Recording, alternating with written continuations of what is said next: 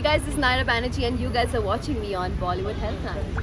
उन्होंने हमें ये समझाया है कि स्टंट तैयार करने में जो ट्रायल्स लगते हैं, पैसे खर्च होते हैं, ये हमारे लिए तो पूरा सेटअप होता है और आप बिना ट्राई किए अबॉर्ट करते हो. It's very sad.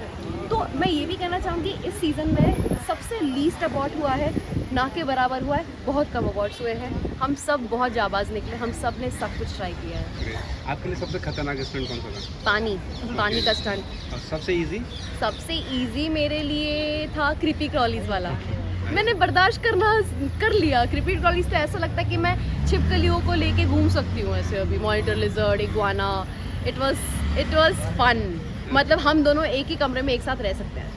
अच्छा, आप केप टाउन गई थी तो आपने वहाँ से कोई शॉपिंग वगैरह की है? ऐसा कुछ खास नहीं, क्योंकि 3-4 महीने पहले मेरी मम्मी भी केप टाउन गई हुई थी, तो वो तो बहुत कुछ ऑलरेडी हमारे लिए शॉपिंग कर चुकी थी और हमें टाइम बिल्कुल नहीं मिला था. हमें छुट्टियाँ मिलती भी थी तो दूसरे टाइप के शूट्स होते थे हमारे लुक्स के ऊपर, हमारे फैशन के ऊपर.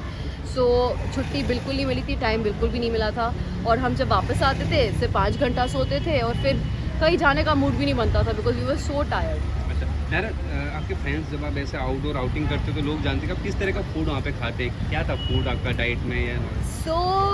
वहाँ के जो हम लोग जब सेट पे जाते थे वो लोग बॉइल्ड वेजिटेबल्स, थोड़ा सा सॉटेड, वो लोग हेल्दी खाना बहुत खाते हैं. मैं ये चीज़ बता दूँ, उनके खाने में ना तीखा होता है, ना मसाला होता है, ना नमक ज़्यादा होता है. तो हम लोग ऊपर से ये सब सीजनिंग, हम इंडियंस ये सीजनिंग ऊपर से करते थे.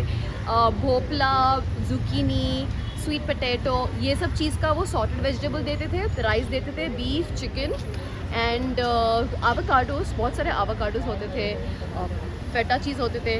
सो सुबह के ब्रेकफास्ट में मैं कॉफ़ी लेती थी विद चॉकलेट, कोको पाउडर में डालती थी and I used to have avocado, omelette and bread. और लंच में मेरा ये स्टेपल था. मैं हमेशा सिर्फ बॉइल्ड चिकन और ये जो सब्ज़ी मैंने कहा Bhopal, zucchini and sweet potato, वो खाती थी. थोड़ा सा राइस एंड फेटा चीज़. आपके लिए टॉप कंटेंटर कौन सा है था पूरे इसमें? डिनो सबसे ज़्यादा. मतलब उसका हर एक स्टंट इतना इजीली करता था, ऐसा लगता था जैसे वो खुद ही स्टंट मैन है. मैंने कभी उसको थका हुआ नहीं देखा है. मैंने कभी भी उससे ये कैसे करूँ नहीं देखा है. कभी भी टाइम वेस्ट करते हुए देखा ही नहीं है. वो फोकस रखता है और भागता है. ऐसा लगता है जैसे उसको स्टंट्स पहले से ही आते करने. मतलब कमाल है बंदा. मेरी नज़रों में तो वो विनर है, मेरी नज़रों में. अब नायरा खतरों की खिलाड़ी के बाद कहाँ और क्या दिखेगा फैंस को? नायरा अभी जा रही है एक वेब सीरीज़ की शूट करने के लिए एंड कुछ ऑफर्स है. वो जब मैं डिसाइड कर लूँगी कि मुझे क्या करना है आप लोगों को पता चल ही जाएगा.